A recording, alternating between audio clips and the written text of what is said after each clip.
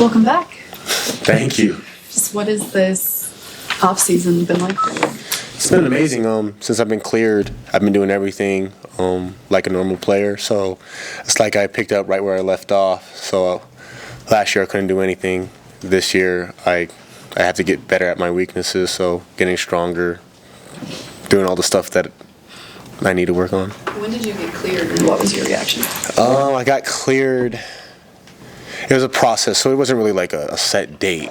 So I had to go through a whole process of when the scheduling and stuff like that. But when it was all said and done, I was super excited. I was back to playing football again, so that's all I ever asked. So, does that give you an appreciation for practicing? Just the way that it was for you last year. I approach practice a lot differently now. Last year made me appreciate practice more. Now I treat it like a art, like it's a perspective change. So like, you know how people do taekwondo and taijutsu. I think as football as like a art form or a lifestyle. So like, you go in, you do what you need to work on, and it's a lifestyle. So you kind of immerse yourself into football. You've been here 7 years now. Do the guys give you a hard time about being the first seventh-year player in Nebraska football history? Of course, yeah. So I get called Unc all the time. I get called old man all the time. I actually texted Deontay Williams a little while ago and said, I know how you feel now. So, like, just being, like, the older guy and going through all those generations, I get a lot of wisdom to share to the younger guys, and it's actually great. I like being the older guy, so it's fine. You knew near the end of last season that there was a potential for you to come back. Just what was your process like in trying to figure out what you wanted to do for this year?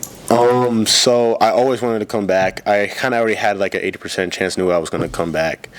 But like during that time, we were in a bowl game and we were at the end of the season, so I really wasn't focused on what was happening next year.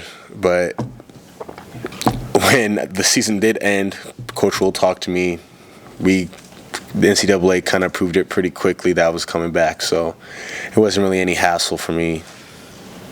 How would you describe maybe the range of possibilities for how you could fit into the defense this next year? Yeah, I can. Since I've been here for a long time, played football for a long time, I'm a little vet, so I know a lot about football. They can plug me in anywhere, jack, field linebacker, boundary linebacker now.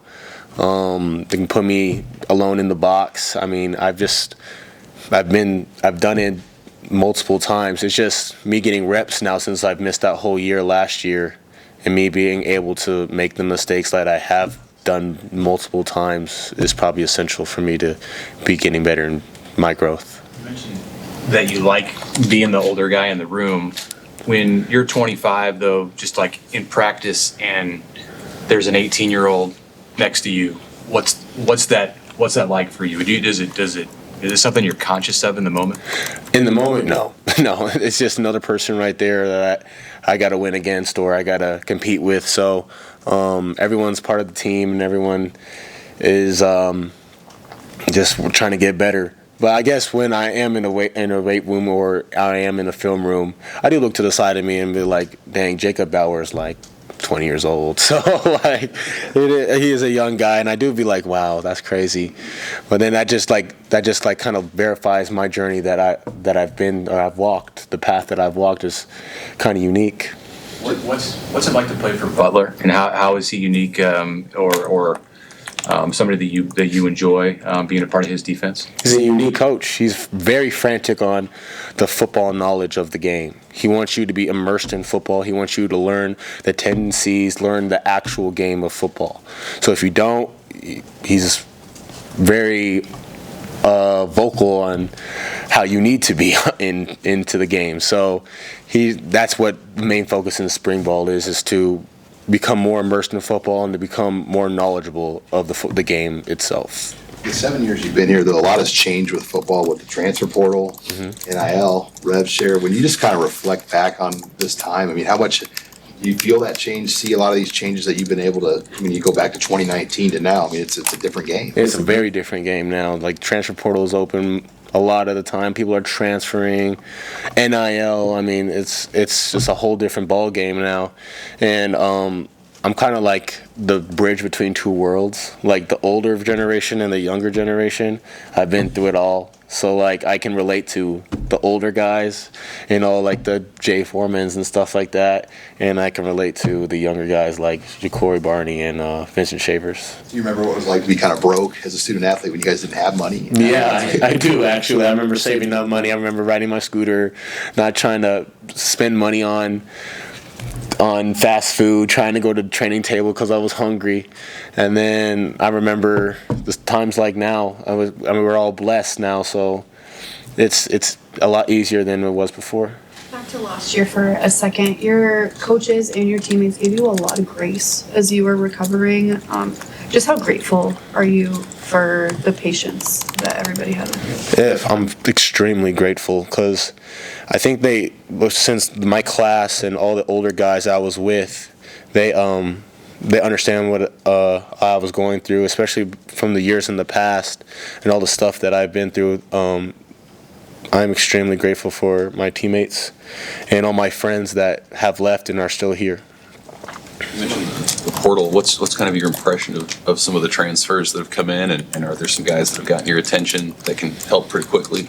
Yeah, they're meshing really well. Like, it's not even a skip beat has happened. Like, Mar Watson, he's doing really well. I mean, that's one name. I've worked with him all the time because he's a linebacker, obviously. So we're getting the chemistry right, but he can play. I can name you even more guys off the top of my head, but yeah, those guys they're playing really well. You weren't the only old head, so to speak, coming back. We just had one walk out of here with Right. Deshaun. Just what's it like having him back in the defensive room? Oh, me and him go way back because I was here when he first got here, so like he's just one of my brothers that's right next to me. We're locker mates, so like we just talk about how things used to be, how things are now, and how fun football is. It's just we're both trying to achieve the same goal, and so having someone like that by your side and someone like that on the defense is definitely very helpful. Last year before you had the blood clot reoccurrence, you seemed pretty set on, making the most out of last season. How do you keep the mindset to be positive when you've had that come back multiple times? Yeah, it's more like a confidence thing. So I was blessed to be able to be the blood clot not to be that severe.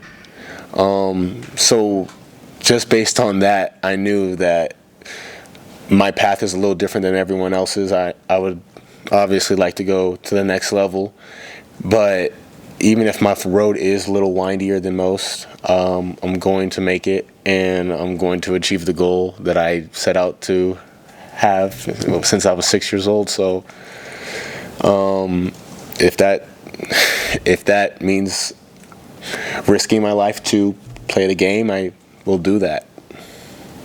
What's left for you in the classroom? Are you? I assume you've been graduated for May of 23. So what are you working on now? Post-bac, just fucking post-bac classes, taking classes here and there, just stuff that interests me. So I'm in a psychology class right now, so I enjoy psychology. All good. Thanks, Jay. Yep. Thank you. Thank you.